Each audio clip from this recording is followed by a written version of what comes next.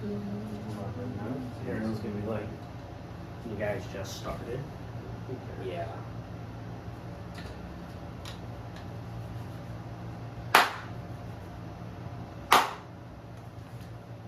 And welcome back to Bus Picks, episode 70. My name is Dio, that is Don. How we doing? And, dude, it's football. We had our first football game back. Baseball's in a full swing. Shout out to the Dodgers. How are the Yankees doing, Don? It's rough. How's that? It's rough. Did you see that Jazz play the other day? Where he was, like, running to second base and then turned around and got a double out. Someone said it was one of the most brain-dead plays. Oh, with Wells coming back, yeah. That was... Clearly they were not paying attention. I love the Yankees. They also added a bunch of pitchers for the trade deadline. Yeah, they loaded up, which was nice. And then they gave up like 9 runs in 2 innings. So that's my fact of the day. What's yours? I hate you. Mine, a little bit different than what the sports we're talking about later today, but just a fun one I came across. Boxing. The longest gloved boxing match in recorded history that we've been able to find. In terms of like time? In terms of time and rounds. Gotcha. Over 110 rounds. What? How? Yes. 1893. It went 7 hours and 19 minutes. There's just no way someone in New Orleans? New Orleans. That makes sense. Yeah. Professional boxing bout. What year? Jack Buke and Andy Bowen in 1893. Oh. Yeah. It ended in a no contest. No one won? No one won. They both were they couldn't stand anymore due to exhaustion. And the ref had to call it. Spectators were falling asleep in their chairs because they were there for 7 hours. Yeah. And it was Burke broke all the bones in his right hand and continued to throw punches with it because he wanted to win so bad. We don't make men like that. We don't make anything like that anymore. Burke was bedridden for 6 weeks after that fight. Pretty awesome. Both of them after that fight still continue to take professional fights, which is insane. Burke went on to have 5 more matches over the next 7 years. And retired saying boxing today became child's play. I mean, after you fight for 7 straight hours, I'm sure that it's the biggest flex ever. And then be like, I fought for 7 hours and then lose, broke all the bones in my hand. You're not a man. Basically, and that's what he was saying is like, guys who box today, like, it's not what it was 15 years ago. We should break the record. No, we should not. What if we did 8 hours? We threw 1 punch around. I'm good. Come on, I'm good. That's an easy Guinness. That's it. That's so much cardio. And think about it. We stream it, and while we're streaming it, every time we hit the corner, we have to drink a Guinness to break the Guinness World Record. We're just different companies. Yeah. You're just No, gonna it's like Michelin. It's the same thing. That's 110 beers in 7 hours. That's physically impossible. People have tried the Wade Bucks. You know the Wade Bucks. Wade Bucks. It's like finishing like 6 cases of beer as he flew from Boston to LA. I think it's like 60 beers. Yeah. No, people have tested it and have ended up in the hospital. Yeah, I'm not a drinker at all. I'm like 3 beers and I'm like, I feel kind of gross. Yeah. That's the kind of man I am. Let's get into some news. Luka Doncic has signed a extension with the LA Lakers, 3 years, a whole ton of money. He's skinny. He's ready to go. We got 1 more year probably with Bronny Lakers, and then after this, it's kind of the Luka show.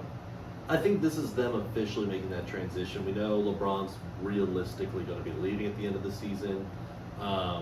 It's kind of that they're passing the torch already. Yeah, it feels symbolic. Like last year, we kind of knew, all right, this is the direction we're going to go.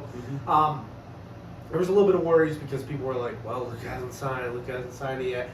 He signed it. It is clear that the Lakers are going to kind of do a soft rebuild. They've kept a couple picks in the early part of next decade, which is where the picks are at now, which is crazy. 2031 is like a real year people are talking about. Not only that, but there's picks being traded in the 2030s for assets today, and I'm just expecting like this. Teams are going to just blow up their entire future. But what if there's like a 7th grader in like Milwaukee that people are like, this guy's the next? I don't want to be betting on a 7th grader. Like, I'm sorry. Yeah, no. Like, I don't care how good of a scout you are. The kid hasn't hit puberty. Yeah, I'll get rid of Rui Hachimura for the potential of this random. Yeah, for the potential of this 5'9" 7th grader. Yeah, I love it. That's honestly what certain teams are doing at this point. It's crazy. Yeah, I didn't have a lot of topics for today because I feel like we have a jam-packed show at the back of it. Is there anything else you want to talk about for this Lakers? No, I'm glad that they paid him. It does make it really seem like more difficult to get Giannis. So I know those rumors are still floating a good amount. Giannis and Jokic, but that's just like living in the Lakers sphere. It's kind of Yeah. like living in the Dodgers-Yankees sphere. We're like at every trade. Anybody's on the table. Like during the trade deadline last week, there was commentators that would like come out and be like, a lot of GMs are scared of what the Dodgers are doing, and the Dodgers are like, we're not doing anything. We're just like the boogeyman. Like people just have us in their heads because they expect us to do that. And Lakers are kind of in that same vein of like expect us to show up a little. Yeah, like if I'm a GM, I'm calling every day just to be like, hey, what's the price? Yeah. Like, not actively trying to make decisions or Yeah. anything, but just every day just call like the biggest teams that you know, like if their stars are like even 2% that they could trade, just knock on the door. It doesn't hurt anything. I'm fairly certain 80% of the Lakers' transactions through free agency have come through collusion. I think have come through them reaching over the lines and then getting in contact with that player before their contract is like legitimately up or allowed to even like talk to him. I mean, that happens in almost every sport. For sure. Yeah, but that's just a norm. That's a unwritten rule. Norm. It is just crazy that the Lakers always end up with one. Like always. Yeah, I think Like New York, rarely. I think it's also the idea the Lakers don't mind paying. Yeah, I mean we like money and we treat the players with it. Yeah, once you're a Laker, you're always kind of taken care of. LeBron's gonna get a statue. You're right. It should be a hallway. It should be an entire hallway. I am so iffy on giving LeBron a statue. Like in front of LA, I like the guy. Like I think he deserves. I think Hall of Famer for sure. One of the conversation greatest of all time. Yes. Build it in front of Miami. Build it in Cleveland. Yes. You know my idea. I think they should turn the Forum into the Lakers Hall of Fame, and it's like every time you walk into the Forum, it's literally like the entire lower rim is an entire like history buff of the Lakers. Yes, it hasn't been the Lakers home in like 15, like that's 16, fine. 17 years, but that being the establishment of like that's where you go. That's pretty much basketball Hall of Fame. And if we did that, LeBron statue there. Yeah, let's do it. I'm iffy on it in front of Staples, considering the other statues. Crypto.com. Never. It is forever Staples. But like having it in front of there, considering the other statues in the area. My brother. A little bit more. I once told my brother, I was like, you had Staples for me forever. He's like, all right, go ahead, try to buy Staples tickets right now. And I was like, damn. If you Google search Staples Center, it still takes you pops to up. the website. Yeah. I like to still think it still says it on top of the building. I don't rarely see it from that angle. You do every day. Yeah. Yeah. But in my heart. Let's talk about some trade situations that are happening in the NFL. The NFL minicamp is heating up right now, and we got three major trades, signing, what's holdouts, what's going on in the league. We're going to talk about all three. The first one we're going to talk about is Micah Parsons, the big headline ticket of the news right now. Jerry Jones came out last week saying that they're having conversations about re-signing Micah Parsons because his deal is up. Micah Parsons came out on online the other day and pretty much wrote multiple pages of like what he feels is going on. He's ready to leave Dallas because what it sounds like is Jerry Jones would corner him outside of his agent and try to get him and wheel and deal him on their own one-on-one because that's the way Jerry Jones likes to do his business. And Micah Parsons really was tired of going through it like that. And he was like, no, go through it with my agent. That way this relationship isn't bad. And then that continued and snowballed to the point where Micah's like, I want out. I think Dallas keeps him. I said all that to say, I still think he stays. I think Dallas. he stays because it's just who Jerry Jones is. But he like, doesn't care. He's going to do things his way. He did this with Dak, slow walked him right up to the beginning of the season, and then paid him. Did it with Dak the first time? Did it with Dak. Did it with Tony Romo. Did it with Dak the first time. Did it with Zeke. Did Dak a second time. Yep. Did it with CeeDee Lamb. Yeah, he does that with everybody. That's just who Jerry Jones is. It's just, why? Because in his mind, if he can force it to the last second, he thinks he's got some kind of deal. I feel like, that. Because at that point, you're like, if you're asking, I'm just going to shoot a number for Parson. If you're asking 42. 42 is the number. Yeah, if you're asking 42, and Parsons like, and he comes up finally and goes, I'll give you 41 and a half. You're like, all right, yeah, I'll sign it. Yeah. Just get it done. And he's like, I saved some money. Like, that's who Jerry feels like he is. He's like, he needs to get he wants to be the guy that these are my terms, and then you sign with no exceptions. And it just takes him that long to get a deal in front of you that you can sign that. I'm kind of at the point where I kind of relate to Jerry. Like, have you ever had a credit card bill so high and you know, like, you're 3 days out from paying it and you're just like, I have the money now. I should pay it right now. I'm going to wait till it's the day to pay it, though. Yeah. I do that every month. That's what he's doing. That's what he's doing. He's like, I know I have to sign Micah Parsons by August 26th. And he's going to sign him August 25th at 10 p.m. Yeah. Like, it's going to be some crazy. We're going to be like, oh, Micah Parsons got $200 million guaranteed or something crazy like that. So we both agree. Micah Parsons staying. I think he's staying. I know the big rumor, other than that's been floating, is him going to Las Vegas. Vegas did make a move for a new DT. So I think that kind of priced them out of the Parsons sweepstakes a little bit. They cut their DT Christian Wilkins. And they just signed in someone new. Yeah, but they didn't have to pay that much money, and they're going to try to void that Christian Wilkins contract. Plus, they still have a good amount of money in their... They do, but I think with the ongoing... There's going to be some legal issues of what happened with Christian Wilkins. So until that's figured out, I like the Bears. I don't think they're the sweepstakes. Bears can make a lot of moves here. I think that's great. I don't think they could get Parsons super long term because he had to pay Rome, he had to pay Caleb in a couple years. I did say if he goes out to Indianapolis on a really good deal, cheap deal, I will fly out there and make him a sandwich every Saturday before a game. Like, I'll pack the sandwich, I'll even throw juice, maybe like a snow cone, or like I'll freestyle desserts for him. But I will guarantee that. And if he does go to Indianapolis, I will make him lunch every Saturday. That's my guarantee. Are you going to do your part if he becomes a Raven? We don't have the money for him. You did come up to me when the news came out. I was doing the math, and I was like, we can do this. Yeah. We just have to get rid of so many people. There was like a 30-minute window where you were like, he could be a Raven. Yeah, and then I actually sat down and looked at salary cap numbers and everything. I'm like, do we want to trade off half our D-line just for Micah Parsons? If there was a chance in hell that he became a Raven, we're going to talk about the Ravens later. Yeah. Best roster in Ravens history? No. No, I don't think it is, just because the Terrell Suggs, Ray Lewis, Ed Reed is just a hard. But that's old Ray Lewis at that point. That was Ray Lewis. You're talking about the first championship. I'm talking about the second.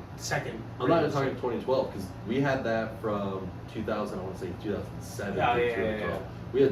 We had 5-6 years of those. But the offense wasn't as good as this one. No, that's true. So that's I think what I'm saying. Complete roster, I think it is. Yeah. Defensive side of the ball, no. Yeah, probably not the best defense, but like roster. Yeah, entire roster composition, I can see the argument. Yeah, I think it's just because Lamar's better than Trent Dilfer. And Joe Blocko. Yeah, and Joe. Yeah. I think Joe only becomes elite in playoffs. Say Flowers better than Jacoby Jones. Say it. I don't want to say that just because I'm still RIP Jacoby. You're gonna curse your team. No, I love Zay. But Jacoby has that that spot in my heart. Who you got? I'll say better than Torrey Smith. yeah, all right, yeah. Well, I'm glad you settled on better than Torrey Smith. Yeah, that's my line right now. Terry McLaurin, kind of still going through it right now. Terry, not getting signed with the Washington football team, Washington Commanders, whatever they want to call themselves this week. Commanders. Huge, kind of, because Jaden Daniels trying to make that next step. The Commanders seem like they want to make that next step and get to a Super Bowl. They were in the NFC Championship game last year. Losing Terry would be huge. Right now, where I'm sitting, I do think he's going to re-sign with the Washington Commanders. I just think they're going to have to overpay him a tad bit. I think it's going to be a short-term, front-loaded deal with 100%. I can see where Commanders feel handcuffed by this. Terry is 30 years. He's turning 30 years old. 30 this year. Yeah, like the next month. Yeah. Like in the first few weeks of the season. Yeah. Guys don't continue to have amazing seasons. Like, unless you're Jerry Rice, Like, guys just don't continue to play well into their mid-30s. 32 is usually the year of the wide receiver decline. Exactly. Yeah. So I know Terry wants a longer-term deal. That is something that's been reported, and that his agent has come out and said. I could see why Washington's like A little scared. very, very nervous to do so. I think it'll end up being like a 3, maybe 4-year deal, but it's going to be front-loaded, all the guaranteed money up front, and then nothing at the end, so they can just cut them when they need to. Yeah, I think it should be like 3 years, about 32 a year at the most. If he's asking for 35, he's already the 17th highest paid wide receiver in the league. That He ain't wants to nothing. move to the top 10. he should be a top 10 paid receiver. I think so, especially for how many years he's stuck around and stuck That's why. for that team. They need to be showing and setting an example of like, hey, this is why you should stay as a commander. He went through literal hell, the basement, trash, He was a garbage Dan Snyder. fire. Yeah, and he stayed. And this is the way that just come to Indy, we'll treat you well, man. I really All this is just marketing pitches for you. Yeah, But I think he fine. ends up resigning, and I think the big reason why Micah stays in Dallas and why Scary Terry stays in Washington, they can't afford to lose ground to the Eagles right now. Oh no. But they're trying to compete. Oh no. And to me, losing those two guys signals we need to do a rebuild now. I don't know about a rebuild, but Like, at least a soft rebuild. a shuffle, a Yeah. retool. There was like you're riding off the next 2 years. there was a year. You can get a receiver. You can get a receiver. You're not getting a Micah Parsons. No. And with the current roster concept for Washington, you're behind the 8 ball now because your top guy is Deebo Samuel. Yeah, Sims. So, yeah. It doesn't matter. So if you lose Ertz. Terry, Zach Ertz is But if Zach Ertz is 32. no, he's older. He might be like 35, 36. Actually, do you know who is 35, 36 No. that's still in the league? Adam Thielen. I'm feeling Panther. Yeah, Love he's that guy. older than Zach Ertz. But the crazy one. If they do believe Jaden Daniels is the guy that Jaden Daniels is, if he can be a Josh Allen type, then maybe they believe he doesn't need a number 1 wide receiver. You still need somebody, and Devo's not it. He did it with a bunch of guys behind Terry Yeah. last season. You don't want your rookie developing that way, or The- second year. The last player we're going to talk about is Trey Hendrickson, which we've talked about a good amount, so I don't want to get too into it. But Trey Hendrickson plays on the Bengals. It's been a long 2-year battle of whether he's going to be signed, getting franchise tagged, them drafting a player at their position, whatever, up and down. I'm now at the point where, yes, he reported to camp. I do think they're going to trade him. He's not practicing. He Yeah. has reported to camp. He is refusing to practice. Shows up in just his street clothes. Yeah. And he openly said it's to avoid Mhm. avoid fines at this point. The fines are getting too expensive. There is conversation. The money is getting closer between the team and the player. They are agreeing in somewhere in the mid-30s right now, which Where feels very do you low. think it's going to end up? I think he's going to end up 36 million, realist somewhere around there is what it's seeming like. The biggest discrepancy is the guaranteed money. The Bengals don't want to give him any guaranteed, or as much guaranteed. They want to be able to shut the contract as quickly as possible. It's reported that they're off about $10 million between the two camps. It's a lot of money. That's a lot. That's a huge difference, and it's being there's a lot of he is 30, so I get that, but there is a lot of conversation going on that like the Lions have tried to make a few offers here and there, offering a 2nd and a 5th next year. Seahawks have made offers. Yeah, I think there's a So- lot of teams going out there trying to poke their head and being like, hey, I do think he's probably going to end up getting moved. Yeah, A money shift that huge. He's a luxury for a team at his age and his skill gap that a team like the Bengals can't afford. No, he's a guy that you're going all in for, Correct. or you're just trying to you're attempting a rebuild and you have the space just to bring in a big name. I think for him, he's the kind of player that you add to a roster that you think is going to push that defensive line to the next level. I really like a team like Las Vegas to be like, hey, let's pair him next to Max Crosby. Yes, we're going to pay a bunch of money on our defensive line, but we were already They will be doing the that with eaters of the Shimokins. world. And then we're just going to, for the next year, we will at least have probably the best pass rush combo in the NFL. No, if the Rams had the space, I can see the Rams making a similar move for Jared almost Verse. the same reason. Yeah. But yeah, I think out of everyone, he's the most likely to move. Yeah. If he does sit out, they still owe him 15.8 guaranteed this year. A lot of money. A lot of money. Yeah, it's just, and it's also the idea that he's been asking for trades 3 years now. Yeah, he it's been first a started in long 2023 when they franchise tagged. They franchise tagged again in 2024, and he asked for a trade, and he's done it a third year in a row. I don't think he plays. Yeah, I think the frustration is going to boil over. Let's get into bust of the week. Don, who is your bust of the week? I mean, I'm going to bring up the NFL quarterback landscape a little bit, but mainly two teams in particular. Browns have recently signed their 6th quarterback to their roster now. Interesting.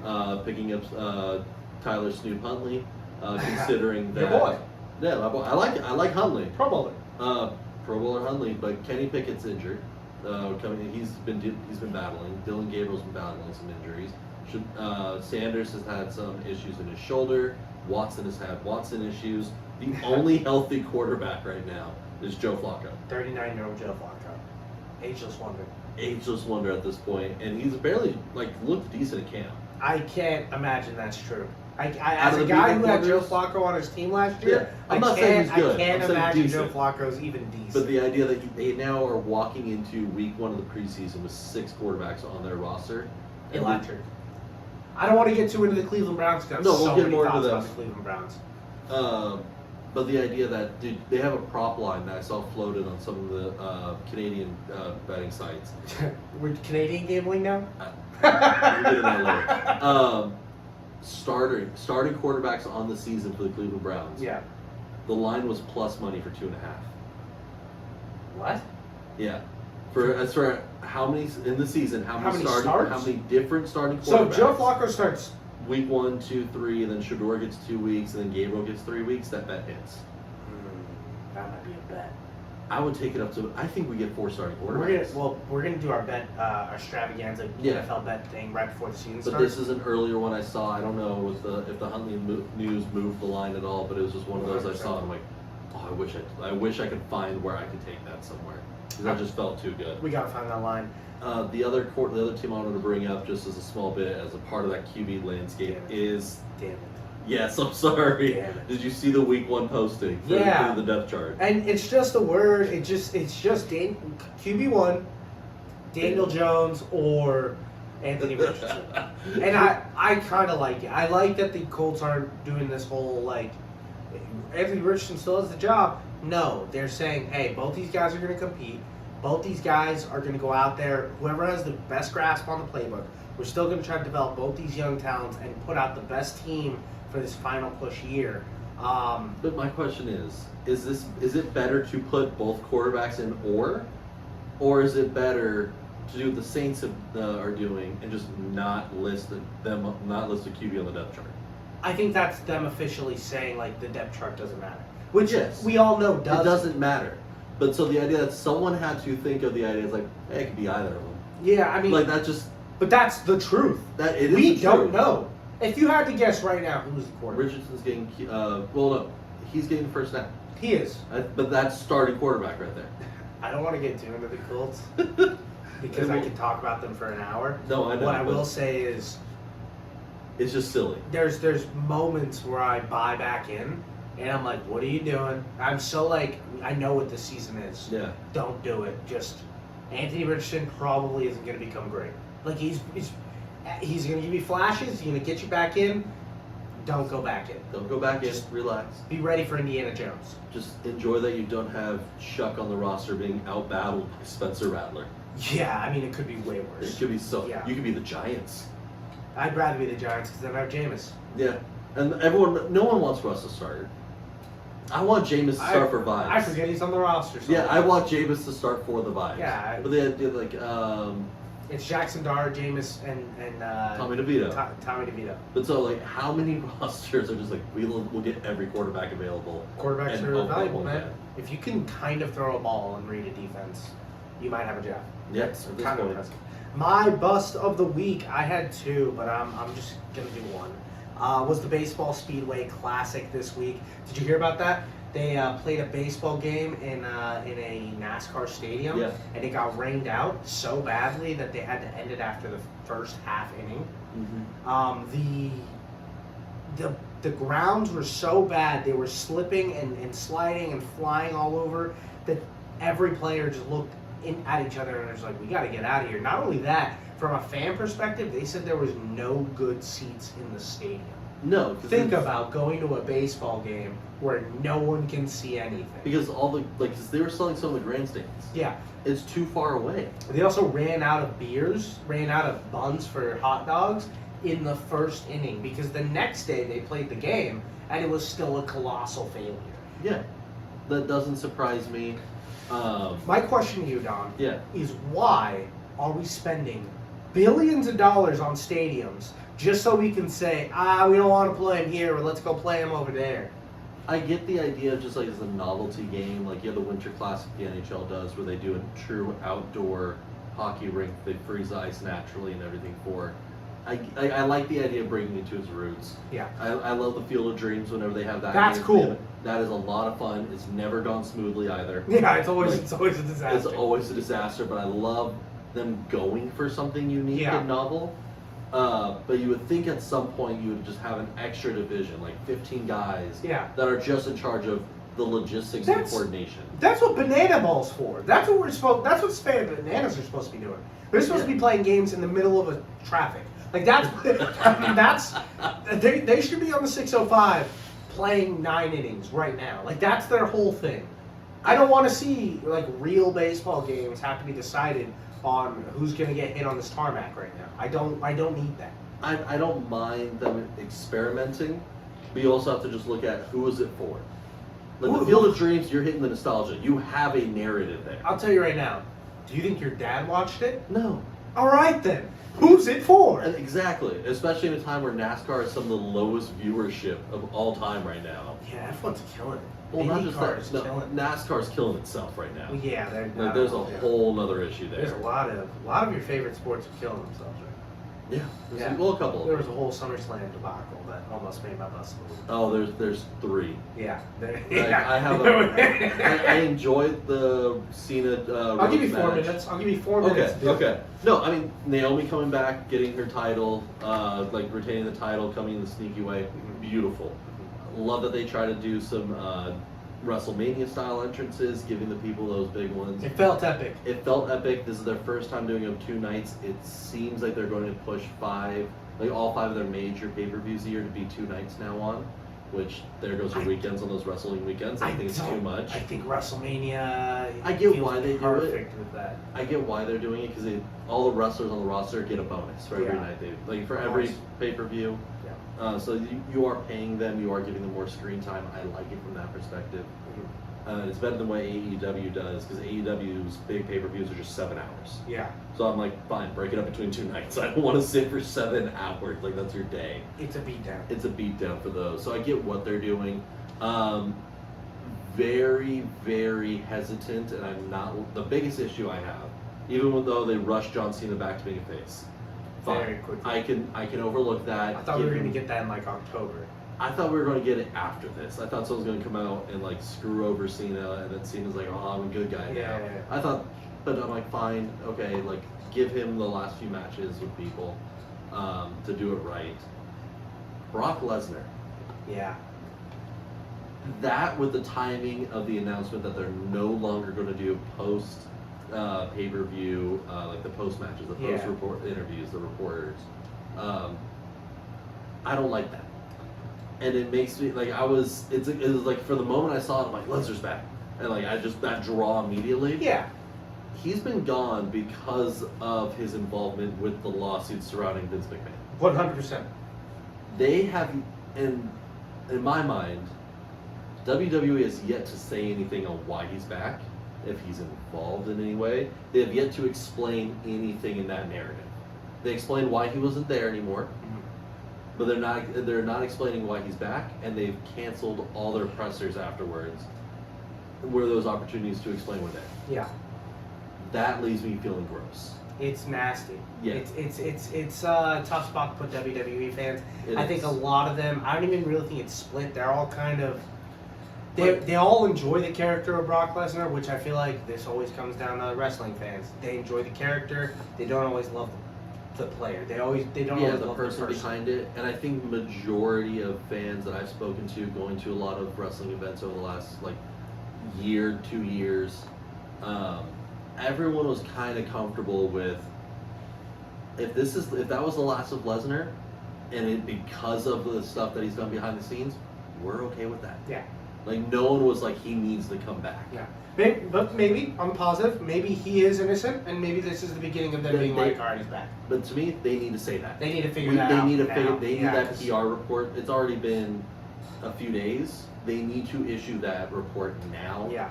Because you're turning off the fan base. 100%. The fans are confused. They're in like this state of questioning everything. No one wants to cheer him. Like in the moment, he had the big pop because it's like it's Lesnar coming back. Yes. But like you give it 2 seconds to actually think and let the thoughts settle in. No one wants him back unless we know what's going on, and unless we know it's okay. Like from a moral perspective. Have you ever seen a picture of Brock Lesnar as a baby? No. You should Google it after this. You should Google it at home. Oh goodness. Hall of Famer of the week. I'm going to go first. Mine's going to be very quick. It's the entire Hall of Fame ceremony for the NFL. They did 4 players this week. It was amazing. It was beautiful. I love Hall of Fame game. The actual game itself, I know it was a blowout, but it was actually fun football. Trey Lance played really well. The Lions looked miserable, but it looked like a more competitive game, at least in the first half, which is good for preseason. Jim Harbaugh was like lit up. The team looked fun. Like both teams looked fun. Yeah. Hall of Fame game needs to be coaches that can get their teams to go. Those are the 2 NFL coaches in the league that can get their team to go off of just pure energy. Well, because those are 2 coaches that will, if you don't perform enough, they're going to put on pads and do it themselves. 100%. And I love that. Eric Allen, shout out to you. Jared Allen, one of my favorite defensive ends for the Vikings, and he's a dog. Antonio Gates, first player to never play college football to get into the Hall of Fame. Yeah. Antonio Gates, I know, is one of your favorite all-time players. I grew up watching the guy. I absolutely just love his play style. Like, revolutionized that position. Sterling Sharp ended up getting in. That was Shannon Sharp's brother. First brother duo to ever get into the Hall of Fame ever. And I love that they were doing interviews with them during the game. Yeah. Because you could get their genuine reactions about what went down and everything. I love Sterling's. I don't know if you listened to a lot of it where he was going back and forth with Michael and Colin. Yeah, because they did media together for a while. And just hearing like the stories and hearing that, like you could tell he's just a genuinely like fan of the game. Yeah. And I love that they're giving them more time to express that. Because like I'm assuming like guys who are younger, we're talking like teenagers. Oh yeah, like 15, you don't know who 16. those are. You don't you know the idea of who those players are, but you never like they're not. They didn't grow up watching Antonio Gates. So you get that beyond just the speech. You get that actual look into who they were, look into their perspective of the game and everything. And I appreciate they were, they're expanding at that. They need to. I think it'd be great to have them do the halftime report or something throughout preseason. Like just get those guys more involved for a little bit. Like let them walk in the sun longer. No, it's. I mean, they do a lot of pageantry for like a whole week. And it's like from Super Bowl. Through preseason. Yeah. They could make preseason built around your Hall of Famers. Yeah, I mean they do. I know like the Patriots are gonna retire or Brady's statue like next preseason game. So a lot of independent teams do that like during the preseason, but like Hall of Famers. Yeah, the NFL should buy in a little bit. Don, Hall of Famer of the week. Honorable mention really quick to the Chicago Bulls for releasing their new jerseys for the season. One of the first, they're doing the all black with the red pinstripe going back to the Jordan era jerseys. Love those. Dennis Rodman was the one who came out and did the announcement for it with a few of the players. I was like, okay, finally, like good jersey news. Like it's a small little thing. It's not going to be their entire season jersey. It's their city impact jersey or whatever. Last week I came over here and I was like, jerseys are getting out of hand. So it's just positive news. Like it just made me like after the MLB had their issues in the preseason. I'm good. Yeah, I'm fine. I'm good. I was like, give me some classic jerseys. Dennis Rodman's selling them to me. I'm ready to go. Yeah, and then they look updated, but it's almost like all the lettering's updated and everything, but the color coordination and the layout is the same layout. Can I give you a hot take? Sure. I don't think it's a hot take. It shouldn't be a hot take.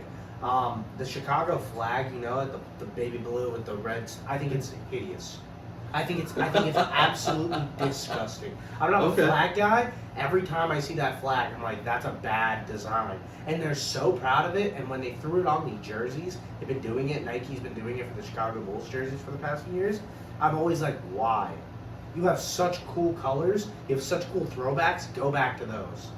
I don't need to see your baby blue and red stars. It's gross. Yeah, I'm 50 on it. Yeah. It's not a terrible flag concept, but it doesn't work for a jersey in my mind. Actual Hall of Fame, though, I'm going to give it to the Seattle Mariners. Absolutely killed it at the trade deadline. Great. I think they picked up. They did pick up Suarez, who I think is the best bat that was available at the trade deadline. Getting Josh Naylor, and then Caleb Ferguson, and then did not get rid of any of their top 8 prospects, who are all currently rated in the top 100 prospects in the league.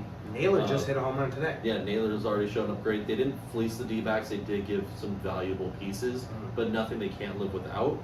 But I love the idea that they had just an absolute great draft since like 2002, and they are just getting more and more aggressive. This is what I want to see out of Seattle.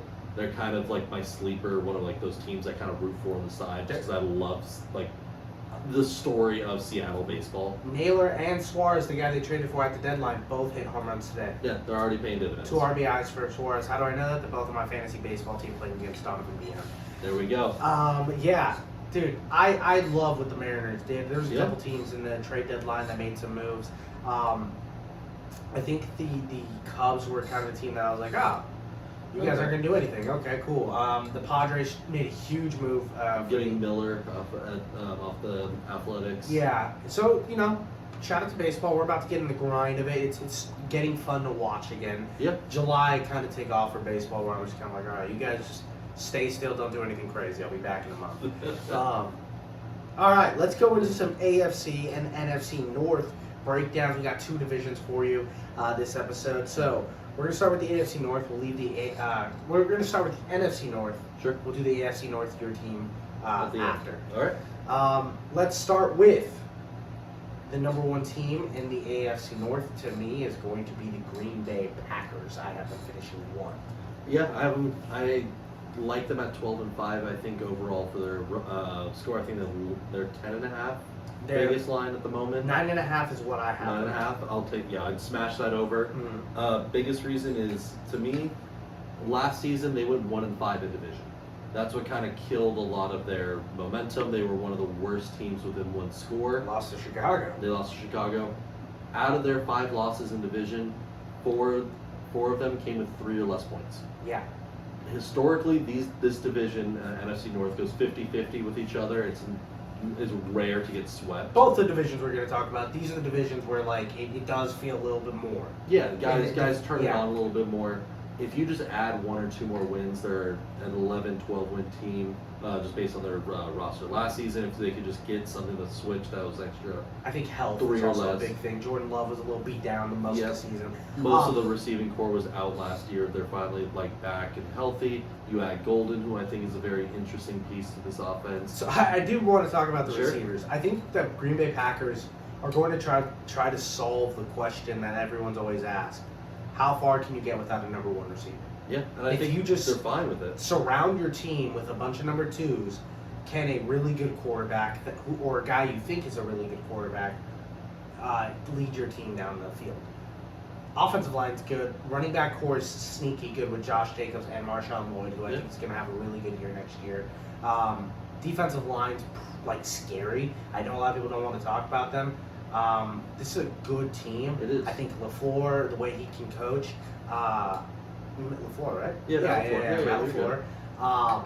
The way he can coach, I think he's the best coach in that division, and he's about to show everyone, hey, don't forget about me. Me and the Green Bay Packers just been retooling. Get ready to go. I have the over at 9.5 as well. I like it. They also do have some of the easiest road games in the division. That was also They're playing Dallas, New York, Browns, Arizona, and even Pittsburgh, depending on how you want to slice it, where they are in the season. That's always a 50-50 game. Every Pittsburgh game is 50-50. It's 50-50. To me, it depends on first half of the season, second half of the season, and what kind of Pittsburgh you're going to get.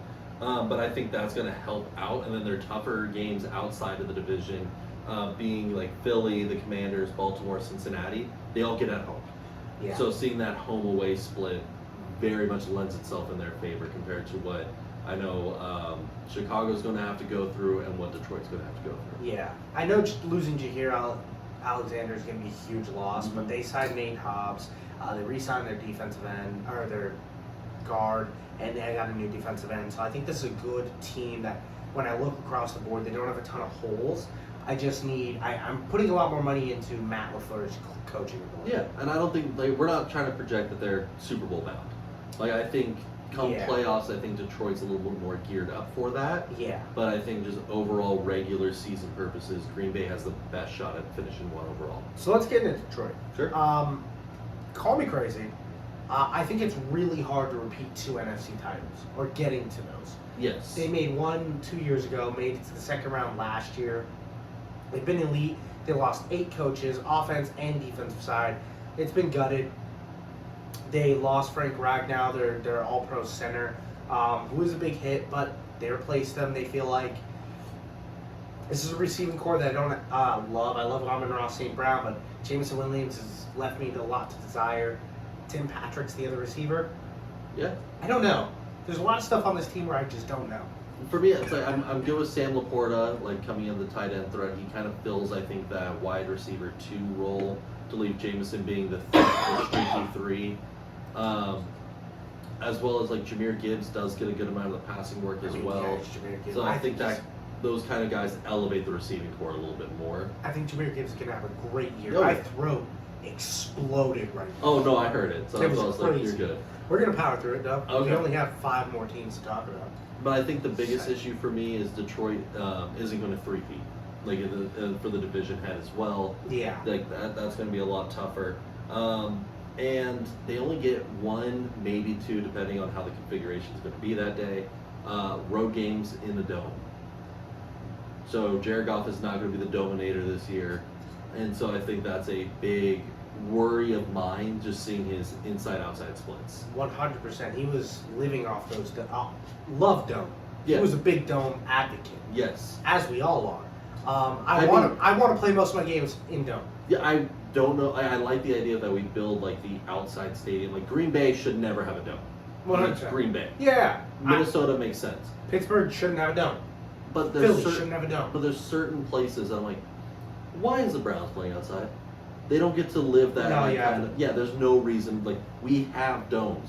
Why are we building domes facing the sun? I think the Browns play outside. Bengals should play inside. I think neither team should be outside. It'll be allowed. The Bengals would be fun inside because they've always just never cared about defense. Yeah. They could just be the offensive team. Yeah, that'd be fine. Yeah. But I think there's certain teams that have that personality, but Detroit's just going to be kind of rough with that this year. Over 10.5 wins is what the Vegas line has them at, Don. Where do you see them? Over or under? I think they fall wins? under. I have them at 10 wins. I think that's going to be where they average. This is a betting line I'd stay away from typically. Yeah, this is a line where I'm like, I don't love it. I think their floor is 9 wins. They can go up to 11. If I'm kind of just giving a range. That's why I kind of picked the middle there. They do have tougher home games, and then their road games get really tough because they have to face KC, Washington, Philly, Cincy, the Rams, and Baltimore all on the road this year. Yeah. That's going to be just a gauntlet to run through. Yeah, the Rams. Those are some good teams. And I'm not saying that they're not going to lose them all. They're not going to lose them all. But even Cincy, where they could beat up on their defense, you're still just going to do a cardio game against them because Cincy's going to drop near 40 on you. It doesn't matter. I have them at 11 wins, which is technically the over. Yeah. I kind of like the under. Yeah, I'm favoring that a little bit. The big big note as well is they did have a top 5 defense going into the first half of the season last year until all the injuries struck. Aiden Hutchinson will be back. Aiden Hutchinson's back. I think we see the return of a more defensive focused Detroit, where they don't need to put up these insane scoring games again. Chicago Bears. Let's talk about the Chicago Bears for a second. Sure. Caleb Williams, year 2. New head coach and Ben Johnson, the guru that everyone expects him to be. Yeah. A lot of troubles in camp. It seems like the only highlights we're getting from Bears camp is the lowlights. A little bit. The beat reporters are supposed to be there to drum up excitement, to get the fans excited about their team, excited about the stories. So everything is shed in a positive light. And the idea that even they are being critical of Caleb Williams passing right now They're being very worrisome. really mean, which is weird because as a Colts fan, I'm expecting there to be any beat writers that say anything negative about us, and they're all like, AR's the best.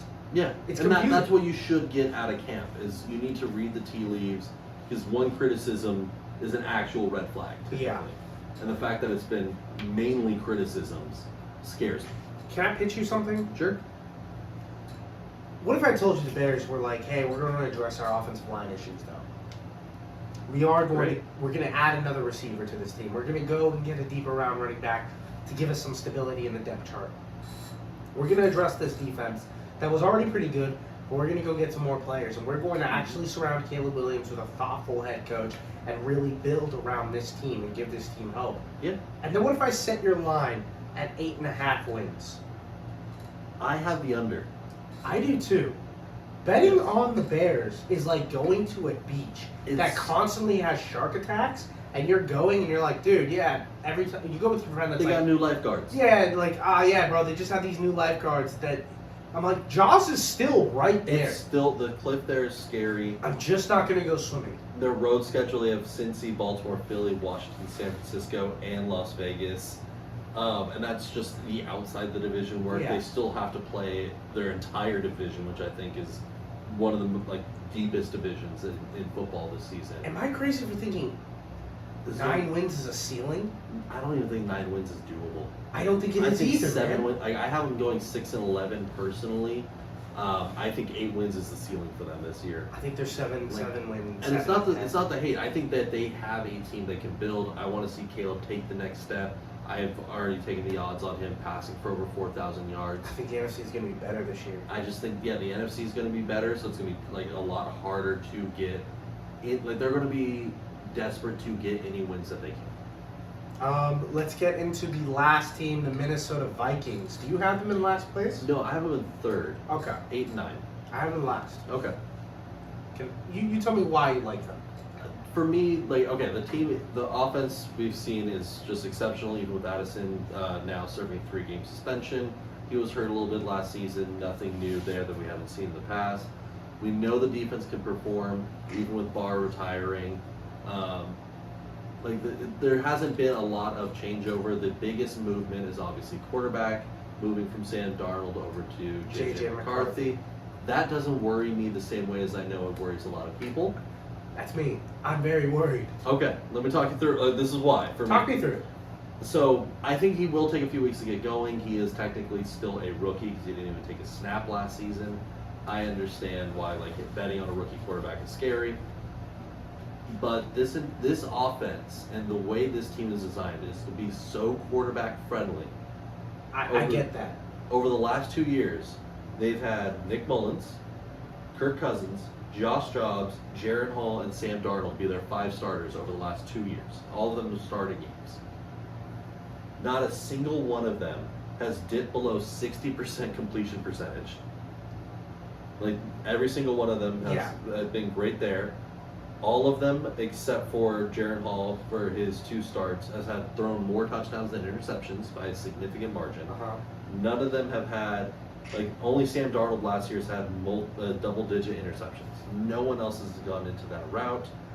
And their QB effective ratings have all been fairly high. You're able to get performances out of all of these guys and still win games. They might have the best play caller in football right Yeah, 100%. And I get that J.J. McCarthy, he's in a spot where he has plenty of weapons. But a 29-year-old Aaron Jones kind of does scare me. Especially considering he's had a lot of hamstring issues in the past. But they have gone and got Jordan Mason. That's fine. Which I think did great in San Francisco. We know he can be a do-it-all back. Everyone's great in San Francisco's system. There's been one running back that leaves San Francisco and does okay for a year. That was Raheem Mostert. That's it. Mostert had a year in Miami. But this coaching tree does come out of San Francisco originally. I know. They're a good offense. They call very similar. I'm worried about the defense. They lost Cam Bynum. Yeah. And they lost Anthony Barr. And they lost their other corner. Damn, I'm trying to find it in my notes. Byron Murphy. Byron Murphy is gone off the team. I do have them taking a step back. They're not going to do their, 14 wins of last season? Yeah. I do have them dropping down to 8. I'm not projecting this team to be a playoff relevant team. So their over-under is 8.5 right now, and I have them at the under. Okay, I would favor the under slightly, but I think that this is a team that can go and win games. I don't think it's going to be a 4-win rebuild like we saw with the Patriots last season. I'm not projecting that. I'm thinking they're just average. I think they're fine. I think they're going to be fine, but I'm projecting the NFC to be a little bit better this year. Mm-hmm. Someone's going to lose the games. They do have the easiest road schedule out of all 4 teams in their division. See, that's going to be huge. Like, they're facing majority of their tougher teams in Minnesota. But they had a great schedule last year. Shouldn't they be playing tougher teams? They should, but how it all shook out. Like, they are still playing very tough teams, but they just get them at home. Insane. Let's move on to the AFC North. Don, it is your division. I'm going to go first. Sure. It's the AFC North. I'm going to start with who I think is going to win this division. Okay. I don't think it'll be any surprise. I think it's the Baltimore Ravens. I think they have the best roster in the NFL right now. I think it's close to the Eagles. Yeah, I was like, I still would give it to the Eagles, I think, until Baltimore proves it to me. Yeah. Just because you got to give the defending champs their dues. Like, give them their flowers. They won for a reason. But what the Ravens have been able to do and retool, adding DeAndre Hopkins, reassuring that offensive line, which was something I was a little bit afraid of. Yeah. I think this is the second time in Lamar's career that they haven't overhauled an O-line coming into a season. Even if Alexander, the corner, only plays like 14 games, I think that's 14 games where they have one of the best secondaries. Yep. Nate Wiggins is one of the best young corners in football right now, and he's got so much energy. He's fighting in these mini camps right now because he's so ready to go for football. It's a scary defense again. But I've got, this is my final year.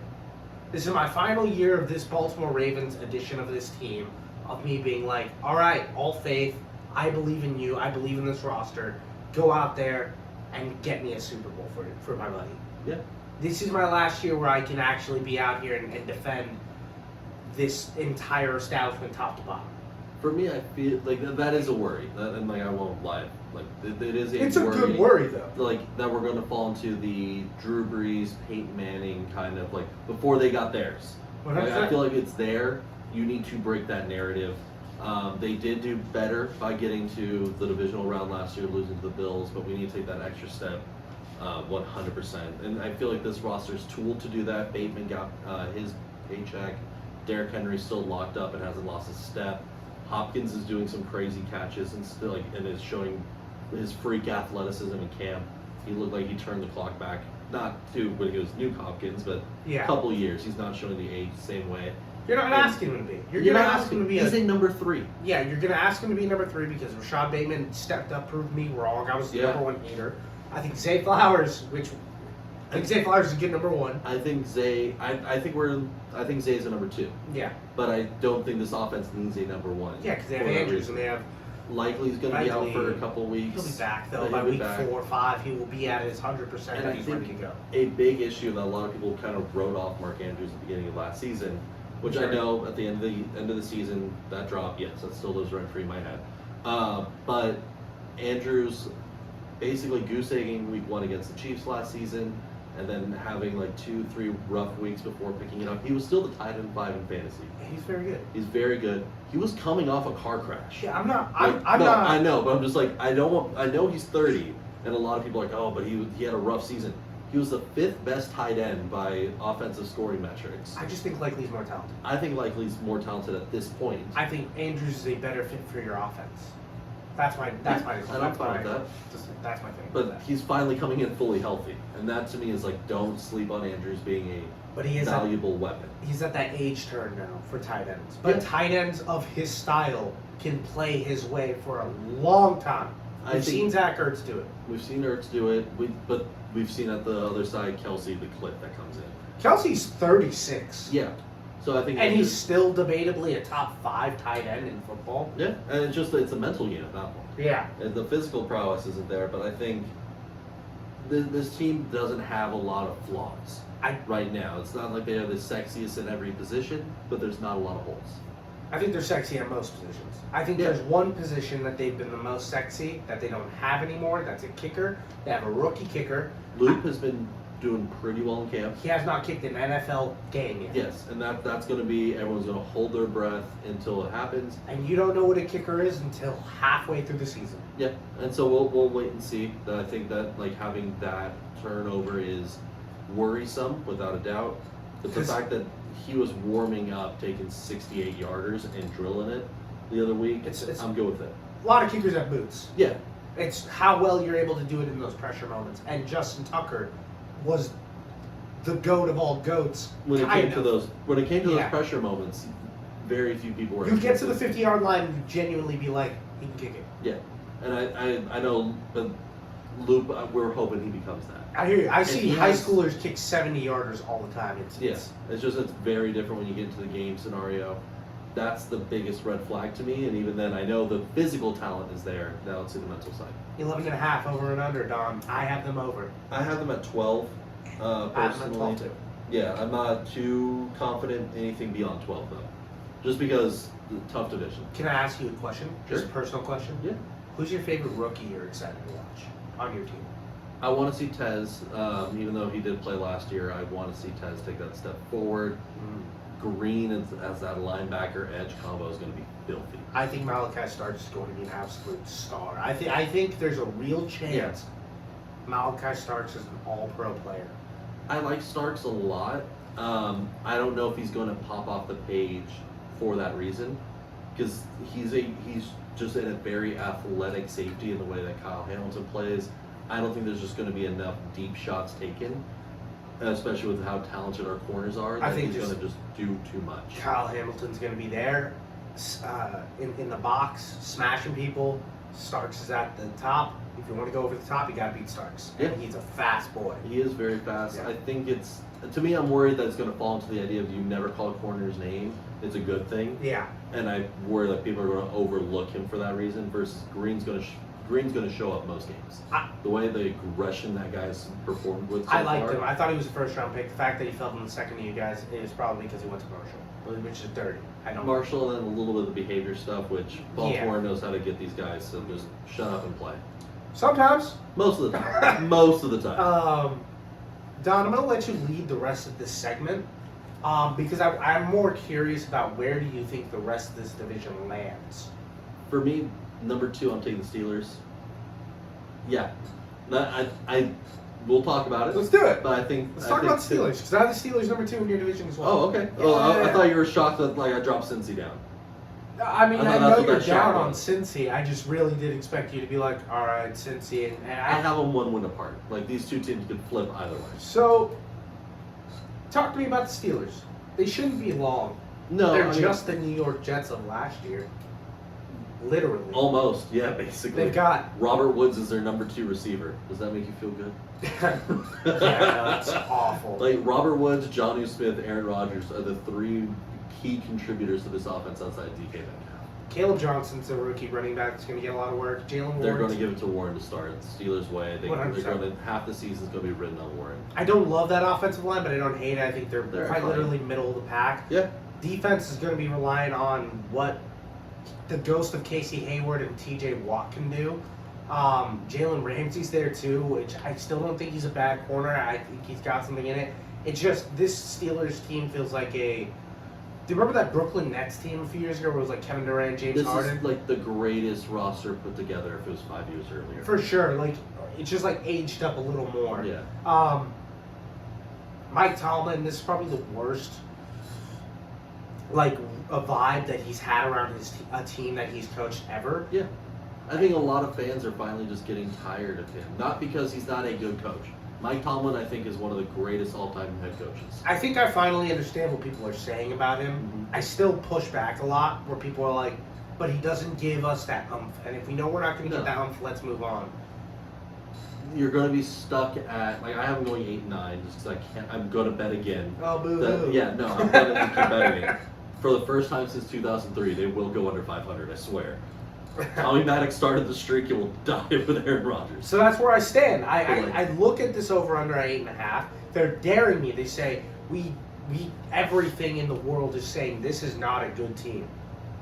Why are you going to bet this over? And I'm going to do Mike it. Tomlin, and it's consistent, and the standard is the standard. I broke it down to you the other day where I was like, there's going to be a point in the season where the Steelers aren't mathematically out. And in the final week of the season, they're going to play the Cincinnati Bengals. The Bengals are going to be one win away from getting into the playoffs. And Aaron Rodgers' last game, because this is a farewell tour, Aaron Rodgers is going to beat in prime time the Bengals. He's going to walk away, keeping them out, getting Mike Tomlin to 9-8. He continues his streak, saves his job. Aaron Rodgers walks in the sunset, being the hero he was last game. Yeah. He's amazing in Pittsburgh, kind of becomes a Pittsburgh legend, and does his old Aaron Rodgers ayahuasca trip the whole time. It's very possible. I think a big thing to help their overall record, they have a pretty easy first half of the season. They're starting the Jets, so I think that's Aaron Rodgers, it's what happens every year. They start 6-0 and they can't win another game. I think the thing about the Steelers is they're the ultimate 50-50 game. Yeah. Like they can play the worst team in the league, they can play the best team in the league. They're still only scoring 13 points. Yeah, except for the one time they put up 40 on the Bengals. That's what I'm saying. Love it. Yeah. But yeah, they have the Jets, Seahawks, Patriots, Vikings, Browns, Bengals across their first 6 weeks. If they're not walking away with 4 wins there, I don't think this is the Steelers. Yeah, because the back half of their schedule is tough. It does get a lot tougher, but they're going to pick up over half their wins in that first six span. But they do end with Bills, Ravens twice, and the Lions. So that's tough. Yeah, that's 4 of their last 6 games. So that's going to be a gauntlet to run through. They will be a very front heavy. To me, it all depends on Rodgers' arm. They don't have a fallback option. He's going to be quick passes. He's going to be okay. He'll complete around 63% of his passes. It's going to be the exact same. But if Rodgers isn't there anymore, like if I'm saying, it's like he didn't look the best in New York. He didn't look terrible. He didn't look terrible, but he didn't look good. I mean, yeah. He looked serviceable. Looked like a 41-year-old quarterback. He looked like a 41-year-old quarterback, and there has been a lot of health issues in recent years.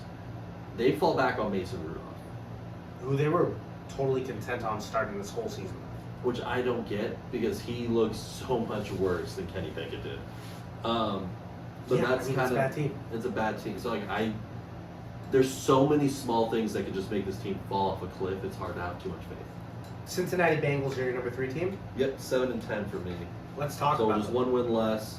I have them kind of flipping back and forth with the Steelers. I think Pittsburgh gets it just because of the standard. I don't know if it's because of you. It has to be because of you. Maybe. I'm starting to get sick of Joe Burrow. Just a little bit. I'm not like everyone else. When everyone's freaking out about Joe Burrow's the next this and that, I'm kind of constantly taking a step back and I'm like, hey guys, he's good. I think he's a good quarterback. He's good. I think he's more the 6th best quarterback in the NFL than the 4th. I think stat-wise, he's always going to be in that conversation. But when you have to put up over 30 points a game to have a shot at winning a game, your stats are going to jump off the page. I think it's a little bit more Phillip Rivers than people want to admit. There's nothing wrong with that. Yeah, there's nothing wrong with that. Phillip is going to get into the Hall of Fame for a reason. You think he gets some? I don't know. I think he deserves to be in the conversation for the Hall. The guy has led number 1 offenses many times over. He's a very successful quarterback. I know the playoffs were the playoffs for him, but yeah. But I think the idea that you are over $100 million on this roster is dedicated to your top 3 players. Hendricks, I think we kind of agree, is off this team. They have no defensive whatsoever. They are even more confusing. They have Mike Gesicki, and they just added the new tight end I'm blanking on, who they just picked up. But they picked up Noah Fant. They just picked up to even confuse their tight end position even more. I like Chase Brown out of the backfield, but he's not a sexy pick. He's a volume guy more than anything. I think they're going to try to be a turbo-loaded offense, and they're not. They're not, because they did just enough to call their new offensive line like that. They did some kind of work on it. Barely. It's just enough for them to be like, see, we tried, you know? Yeah, and that's what it feels like they want to do. It's like, hey, we had this big highlight, because every game that they're going to play in is going to go on the weekend highlights. It's going to be crazy to watch. We're going to see Jamar Chase do something that we don't see almost anyone else do as they lose 36-33. I'm with you now where I'm kind of worried about Joe Burrow's health more now. Yeah, he was able to stay upright all of last season, but he has had some catastrophic injuries. And I don't want to see him hurt. No. I am the biggest, go back to our draft episodes, I was the biggest advocate of build this O-line. If you're going to run this style of offense, no defense whatsoever, You need to give Burrow time to stay standing. 100%. So 8.5, or we have them at 9.5 wins on Vegas books. I'm leaning under. I have the under too, man. Yeah, it's hard This for is me my to envision. favorite under that we have. My second favorite, but it's hard for me to envision much with this team, the way that they're composed at the moment, doing anything. Like Burrow's 1-9 in his first 2 weeks as a starter. Week 1 doesn't matter, Don. Week 1 never matters. Apparently, neither does week 2 if you're the Bengals. They get slow starts consistently. Yeah. They do get to start pretty easy with the Jags this season and the Browns, but they also did lose week 1 to the Patriots last year. So that was a bad it's hard to say any of those games are a given. And then they're punched in the mouth with Vikings, Broncos, Lions, Packers, Steelers right after those first 2 weeks. Yeah, Broncos might be good. Broncos, I think, are the best defense. Like, they're playing some of the top defenses in the league immediately after their traditional slow start. Yeah, they're just going to try to light it up. Yeah. How many times can we run streaks with T. Higgins and That's what it's going to be, and Higgins has yet to play a complete season with all the soft tissue injuries he's had. Maybe it's because he hasn't been paid. It could be that. They did add a new defensive coordinator, Al Golden, the former coordinator for Notre Dame. I think their defense is going to be a little bit better, but I think a little bit better goes from like 32nd to 29th. Yeah, I mean, basically, but if you lose Hendricks or you don't pay him, I mean, how much of a step forward can you do? Like, you're losing the sack leader of last season. Putting a lot on Shamar Stewart. You're putting a lot of Shamar Stewart, who's a raw prospect. Like, he was not coming in like ready to make impacts week 1. Everyone made they made the gamble on him, saying his physical ability is there. He's an athletic freak. He's an athletic freak. Can he actually translate that to game time? Can he translate that to technique? Can he do anything other than just do the combine test really, really well? I don't. I want to believe he can. I don't think you do. I want to see him perform well. I'm not rooting for his downfall. No. But I think missing half a training camp does not. Missing half a training camp does not set him up well. Not at all. Not in his rookie year. Not in his rookie year, where this guy's already needing extra help to catch up. Well, he's been at Texas A&M this whole time, Don. They produced the most college winning program players ever. But if he was out of A&M and couldn't already have the technique coming in, no, I know. What's a few weeks doing? I hear you. Let's go into the Cleveland Browns, the dumpster fire of all fires, the worst team to ever grace a football field, with all 6 of their quarterbacks. Once again, Deshaun Watson, Huntley, Kenny Pickett, Flacco, Dylan Gabriel, and Shador Sanders, who will be starting the first preseason game. I think what the Cleveland Browns are selling is misery. They know what they're selling. They know what exactly you're going for. You're going to watch every game saying what quarterback's going to start this week. How is Jerry Jeudy going to carry this team to a victory? Quinshon Judkins is a new rookie running back who is... We'll see. We'll see if he plays. He's not signed yet. Yeah. They got another rookie running back that they're like, all right, maybe this is the guy. They are throwing everything at the wall. I do like Mason Graham and putting him with Myles Garrett. That'll be awesome. Maybe that'll give them 1 win. I think they have 2 wins. Yeah. Like this season. Another line was 5.5 when it opened. I have it at 5.5 right now. Okay. Some books have already moved it down to 4.5. At 4.5, let's just say 4.5. I still like 2 wins. Because they played Tennessee this season, and they somehow split one with the Bengals or the Ravens, because it just happens. At most 4 wins. And that's like if how everything, it's perfect. I don't know how we can get there. The idea that once again, they still have their best linebackers starting the season on the pup list. Yeah. Jeremiah Owusu-Kamara, he's still battling the neck injury that he picked up at the end of last season. Yeah. I don't know where this defense is outside of Myles Garrett. I think Myles Garrett can take over a game and get them 2 wins. But I don't even know.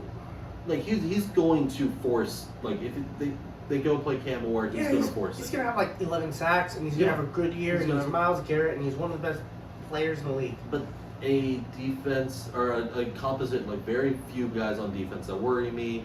Their offense being Cedric Tillman and Jerry Jeudy, which I like those guys. I like Njoku. But no quarterback here other than Flacco is going to get this offense to get more than 250 yards a game. Let's project the Cleveland Browns defense is a top 5 defense in the league. Sure. An elite defense. They're going to win games by only scoring 1 touchdown. That's their only hope. And if that's the case, how many wins at their best can you see? 5. I don't, because a top defense in the modern game, like you still need to put up points. And I don't know how this offense will get there without starting Flacco every week. And we've seen what Flacco does at his age.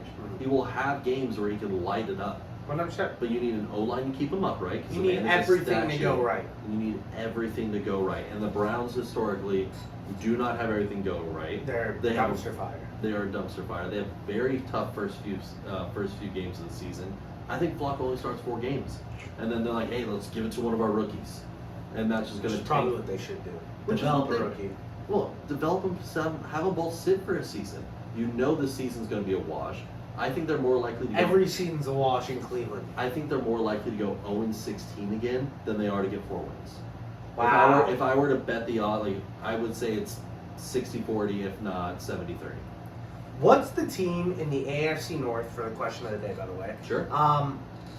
Don, question of the day. What is the team in the AFC North as a Ravens fan you were the most worried about to take the spot of the best team in the AFC North? Who do you think can challenge you guys for that title? Realistically, I think Pittsburgh might somehow turn back the clock with Aaron Rodgers. That's the one that worries you the most? That's it's the one not Cincinnati. To me, the bottom needs to fall out of Baltimore. Which I think if everything goes wrong in Baltimore, injuries pile up and everything, we're 9 wins. Like, I think that's the floor, just based on the roster right now. Cincy needs everything to go perfect for them to break 10 wins in my mind. Which, I don't know if that's there considering all the health issues. Yeah, you're probably right. Like, that's like, so I'm like, if that happens, this entire season has been the craziest season of all time, and I'm just going to be sitting back watching the fire. I do. I think in a realistic way, if somehow Steelers actually get to 10 wins instead of 9, and Baltimore drops at 10 wins and it comes to tiebreakers or something, that's what I feel is more likely than Cincy breaking into double digits. I like that. So Steelers, that's a team, I mean, that's respect right there. Ravens, Steelers, always keep an eye out for your rival. I mean, keep your enemies close, man. Like, I give them credit, but it's because I know they have a knife in our back. It would be crazy if the Steelers won on like a 9-8 record in the AFC North. That would be incredible. Then half this division is going to be like in that 9-win window, and it's just going to come down to the weirdest tiebreakers. Let's end the show with pick of the week. Pick of the week, mine's going to be very simple. The Colts play the Ravens in preseason this week. Yeah. If anyone knows anything about the Ravens football team in the preseason, they're pretty much as solid as a lock can get. They take it way too seriously. The Colts are -5.5 point favorites. It was, as of yesterday before joint practices, it was the Colts +1. I don't know what happened. I know they had joint practices that might have changed stuff. Both AR and Daniel Jones are expected to play. I think that's probably leading into they're both starting quarterback caliber. And they're not. Oh, I mean, like one of the two are going to start this season. We know that. Yeah. I'm not betting it. What I would say is Ravens money line is +180 right now. I would take a +5. I'd be happy with that. Okay. And then on the other side, my actual pick is Seahawks +170 this week. I want to see their new quarterback go out there and play. Sam Darnold's not going to play, so we're going to get some Alabama boy out there running and gunning. And who's Seattle playing? I think they're playing the Titans this week. Okay, and the Titans are going to be starting half their actual starting roster. Yeah. Like, it seems like both teams are, because they're both in that rebuild stage. For me, I'm taking a prop for long-term. They're playing the Raiders. Raiders are going to bench a lot of their starters. I know. Yeah, that's a good matchup. That's a great matchup to go with.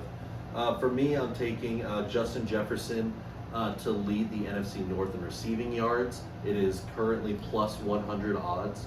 Justin Jefferson in 5 years has only missed 1 game in his entire career and has yet to have a season dip under 1,400 receiving yards. I love him. The only guy I think that could be a threat to that based on current rosters and everything is Amon-Ra.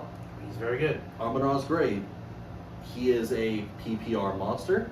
He is going to get you 10 catches for 85 yards. Yeah. He is not going to have those boom 200-yard games that Justin can put up. He'll maybe get 1 a year. He'll maybe get 1 a year, but considering I think the defense takes a big step forward, and I think the Vikings are going to be playing a lot tighter game considering their defensive losses, JJ for another 1,500-yard season just feels like a lock. And have him, but plus odds on just him being the top receiver in the division, I'll take that every day. Well, thank you guys for listening to another episode of Bust Picks. Go check us out on YouTube. Send us a like. Talk to us at all in any way, shape, or form. My name is Dio. That is Don. And remember, pray for the parlay. My throat for about half that episode. Dead. Dead.